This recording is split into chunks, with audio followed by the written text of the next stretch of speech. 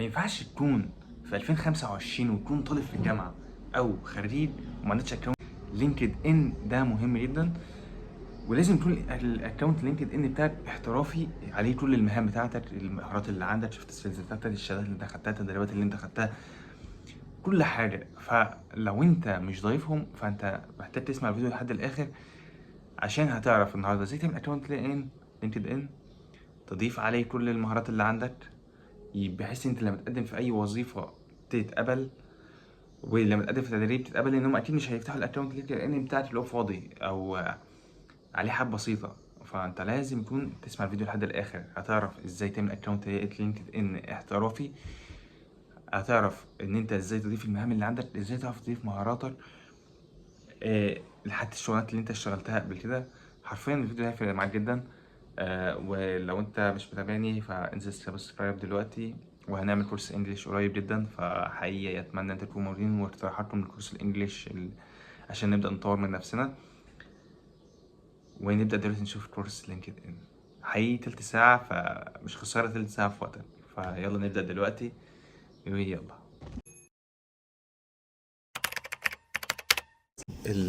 الشرح على التليفون بحيث اللي هو انتوا يكون مثلا اغلبنا مثلا هيفتح من على طريق التليفون. طبعا احنا ازاي دلوقتي اول ما هنفتح هننزل ابلكيشن لينكد ان هيخش عليك بالصفحه من بره، هتبقى عامله مثلا كده، هيقول لك هيبقى دي اول صفحه عندك. ايه هي بقى؟ هيقول لك لما انت تعمل مثلا لما كونكشن بويز جوجل لما ويز ابل. دلوقتي مثلا احنا هنعمل مثلا لو احنا مثلا هنعمل بجوجل. دلوقتي انا عملت مثلا ان هو مثلا كده. احنا دلوقتي مثلا ايه؟ دلوقتي احنا مثلا خلاص انت عملنا لون ان عن طريق جوجل. طب هي دلوقتي بيقول لك اللوكيشن، مثلا هقول مثلا سي طنطا او المنصورة او اي مكان. شوف انت منين. قال لي اعملها طنطا. ماشي، مثلا مركز طنطا الغربية. دلوقتي انت يا اما هيقول لك عندك انت مش اللي اما هتقول لك الجوب اللي انت حاططها عندك، لا اما اللي مثلا لو انت اغلبنا مثلا طلاب، فهيعمل اي ام ستودنت، فهيخش على اليونيفرسيتي سكول. مثلا هحط مثلا كلية طنطا يونيفرسيتي. السنة اللي انت بدأت فيها الجامعة، انت دخلت الجامعة سنة كام؟ سي مثلا انا هحط مثلا 2021 اهو. دلوقتي خلاص I use your photo from Google. انا مثلا skip for now، وبعدين تخش بيقولك are you looking for a job؟ هل انت بتبحث عن وظيفة؟ yes I am looking for job او no but would هشوف الفرصة المناسبة. خلينا skip مثلا for now على ما نخش بس نعمل الاكونت البيج بتاعنا. دول بقى ناس تانيين عندهم اكونتات لينكد ان. دلوقتي احنا فتحنا الصفحة، طبعا الصفحة هتلاقيها لما تضغط على الجنب الشمال فوق. بص اولا اللي على اليمين فوق دي المسجز الموجودة، الرسائل الموجودة عندك، هي زيه زي الفيسبوك وزيه زي اي ابلكيشن تاني في مسجات. وطبعا اكيد برضو في زي ما في الكويس في الوحش اكيد يعني. دلوقتي لما تضغط على الايقونة اللي فوق على الشمال هيخش دي الصفحة بتاعتنا. طبعا الصفحة بتاعتنا طبعا مفيش أي حاجة، هو يدوبك كاتب لك student at university طنطا يونيفرسيتي طنطا يونيفرسيتي. طب دلوقتي احنا لأ، احنا بقى عايزين ايه؟ لأ، عايزين نخليها نضيفة شويتين. عندك أولا لازم تحط صورة، يعني في دي هنحط مثلا صورة الخلفية. في عندك حاجات كتير قوي، بس يفضل أنا كل مثلا ايه أنا بحسها يعني يفضل ان انت تجيب مثلا صورة من على النت وتكون مثلا سودة. انا هجيب مثلا اي حاجة دلوقتي، بس مثلا ده مثلا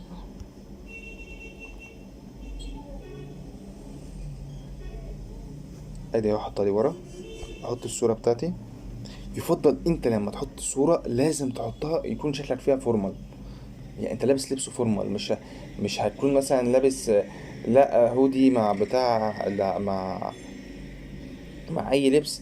لا انت لازم يكون لبس فورمال، مثلا قميص مثلا وخلفية مثلا كويسة كده لازم مثلا. ويفضل انت تكون حاطط الخلفية وراك بيضة او سودة، يعني انت لازم ما تحطش حاجة وراك. طب مثلا دلوقتي احنا مثلا هنعمل اد فوتو. هناخد مثلا اي صورة مثلا من عند، هناخد مثلا اي صورة مثلا ادي مثلا قدامي مثلا، فانا هحطها دلوقتي مؤقتة بس كده لحد وانا ايه اغيرها تاني. بس انت يفضل ان انت تحطها خلفية زي ما انا قلت لك، وتصور الصورة زي ما انا قلت لك. هنحط مثلا ادي كده اهو، ادي دلوقتي الاكونت بتاعنا، الصورة اتحطت خلاص اهي مؤقتة. احنا دلوقتي حطينا الصورة، يفضل انت تعملها حاجة سيمبل. طب دلوقتي انت مثلا عايز تحسن البروفايل بتاعك بقى، لا, لا انت في البروفايل بتاعك بقى لا بص فاضي خالص، ما فين مفيش اي حاجة خالص. اولا عشان هنا متاح. هنحط مثلا الاديوكيشن بتاعنا مثلا موجود، اللي في عندي السكيلز، في الانترستس، بيبول يو مي نو، لو انت مثلا هتضيف حد او كده. انا دلوقتي مش هضيف حد، انا هخش على اد سيكشن education. طبعا الاديوكيشن اللي عندك احط مثلا بقى طنطا مثلا يونيفرسيتي، ادي اهو. بكالوريوس مثلا انت حاصل مثلا لو حاصل على درجة بكالوريوس في فايل اوف ستادي، اول سنة انت دخلت فيها الكلية مثلا سي مثلا 2021 في اكتوبر. ايه السنة اللي انت ممكن احتمال تتخرج فيها؟ هتقول مثلا 2000 مثلا 25، انت مثلا حط السنة اللي هي مثلا تليق عليك. ادي 2025، انت مثلا جريد 4 مثلا.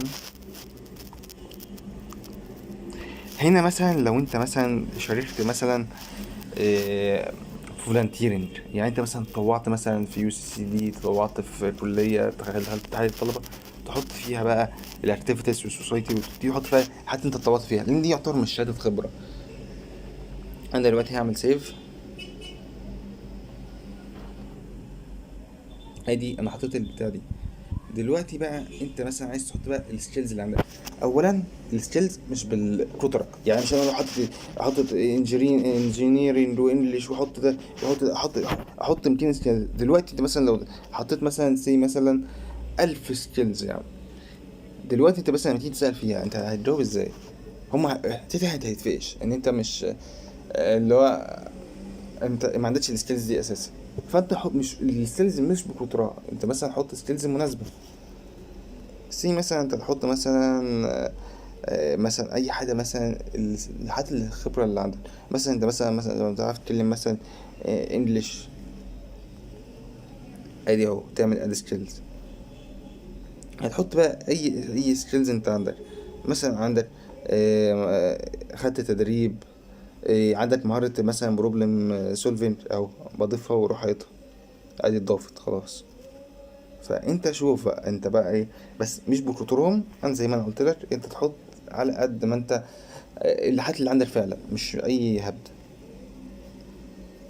طب دلوقتي اد بوزيشن.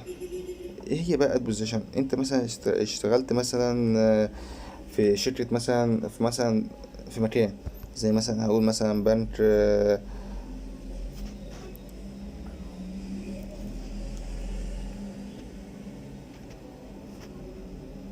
هتقول مثلا بنك انا ايه الجوب تايتل؟ انا اشتغلت مثلا ايه اكاونتنت، لما في شركة، اما بنك اكاونتنت، اشتغلت محاسب في شركة. انا دلوقتي اشتغلت ايه فول تايم. هو مثلا انا محاسب في بنك، اشتغلت موظف. ايه الشركة مثلا اللي انا اشتغلت فيها؟ اشتغلت مثلا في بنك مصر.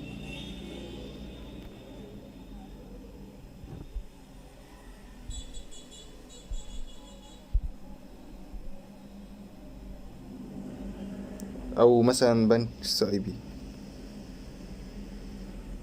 انا اشتغلت مثلا في سي اي بي. تمام. انا ابتديت معاهم الوظيفة امتى؟ هنحط بقى مثلا التاريخ مثلا انت بدأت فيه بقى الوظيفة، والتاريخ اللي انت انتهيت فيه الوظيفة، واللوكيشن بتاعها، والبليس والحاجات دي كلها. هتملى البيانات دي بس مش اكتر. بس وفي الاخر تضغط. هنحط مثلا ثانية بس، هنحط سيل 2023. دلوقتي هو بقى لو انت مثلا عايز تعمل بوست مثلا عشان تشير مثلا ان انت اشتغلت في المكان ده، يفضل ان انت تعمل شير، لان مش اسرار، انت في الابليكيشن توظيف، فانت مش هيتحسد يعني، متخافش.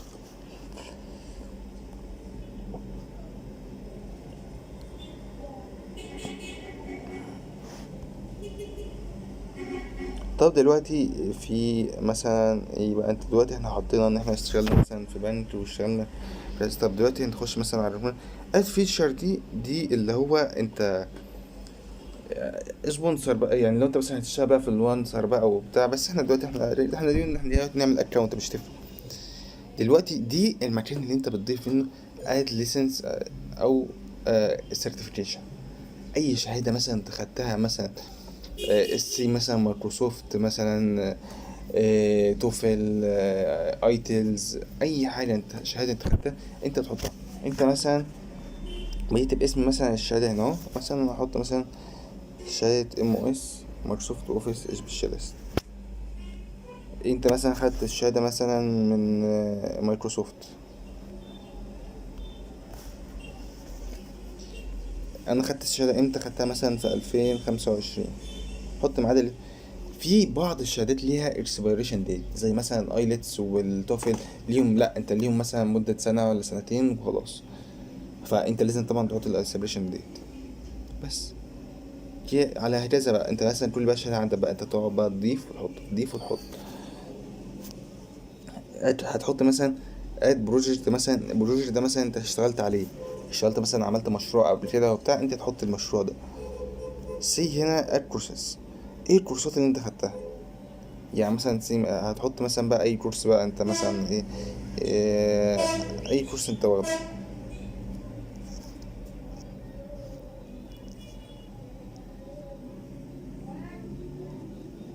اي حاجه مثلا الكورس اللي انت خدته وتحطه وخلاص.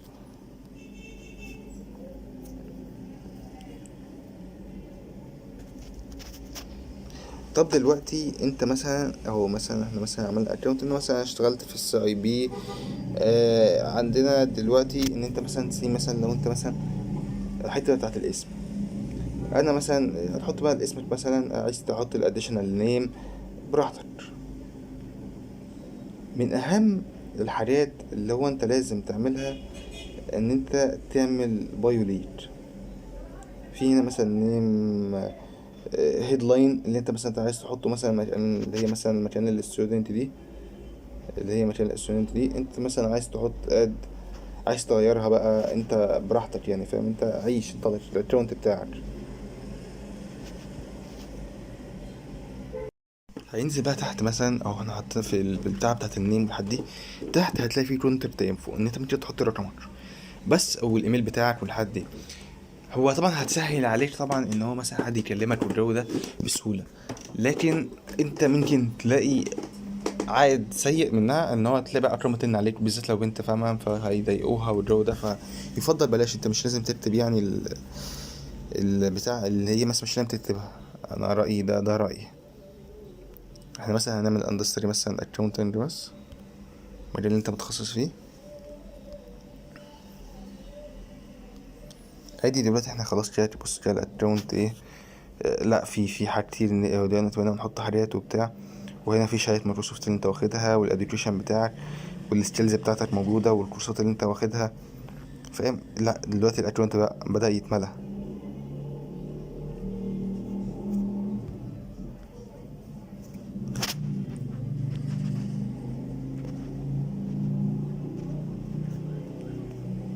هنا ممكن تحط بقى الاديشنال بقى، حط مثلا volunteering اد publication اد بيتا بيشنت. تحط مثلا language اللغات اللي عندك. تحط تكريمات دي جوائز انت حصلت عليها اد هونر اد اوورد. هنا مثلا براحتك بقى انت عايش بقى، انت بقى انت تقعد بقى تضيف زي ما انت عايز. طب دلوقتي مثلا انا مثلا حابب مثلا اضيف في تاني. ممكن انا عايز اعمل دلوقتي بوست، انت دلوقتي ممكن تعمل بوست، تعمل 3 بوست وتكتب، تقعد تكتب البوستات بتاعت اللي انت عايزها.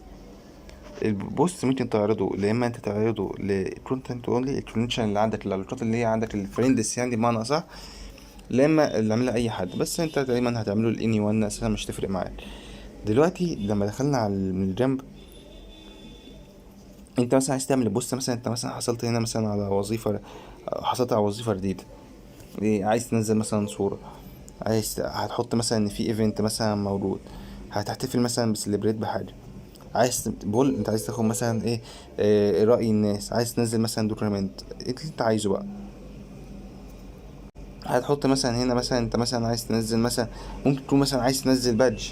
البادج دي انت حاجه مثلا بتاخدها مثلا لما مثلا بتاخد كورسات بيدور في اوقات بيدور بادج مثلا زي اساس كورسز هتلاقيها بيدور فيها هيدور فيها بادج.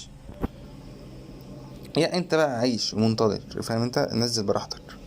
بس يفضل انت تنزل مثلا بوست كل فتره فاهم انت، لازم يكون الاكونت صاحي، مش اللي مش مثلا تنزل مره او بعدين تقعد شهور ما تنزلش حاجه، لا لازم تنزل على طول.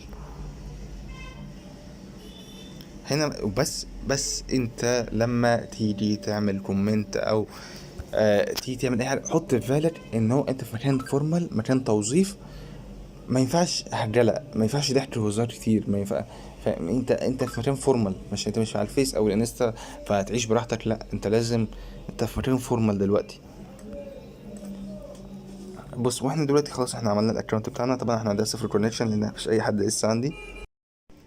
هنخش مثلا على 3 نقط. هنا مثلا انت عايز تعمل مثلا شير بقى للبروفايل، عايز تاخد لينك البروفايل مثلا كده، فاهم انت تعمل له، تعمل له تشاركه مثلا عن طريق الواتس مثلا على الايميل اي حاجه براحتك. انطلق.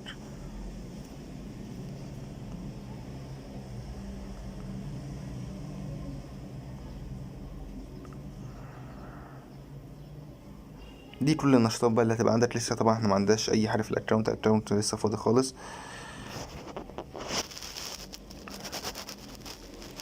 لازم بقى هقول لك برضو على حاجه مهمه هتسهل عليك كتير.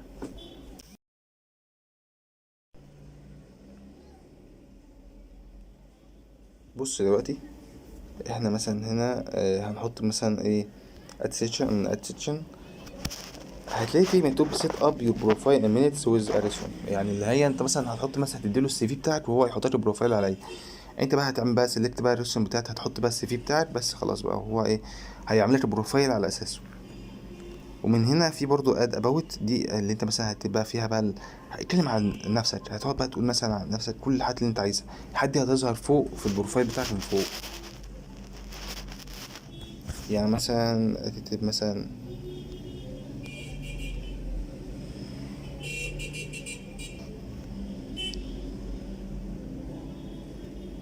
او مثلا عملت هعمل لها سيف.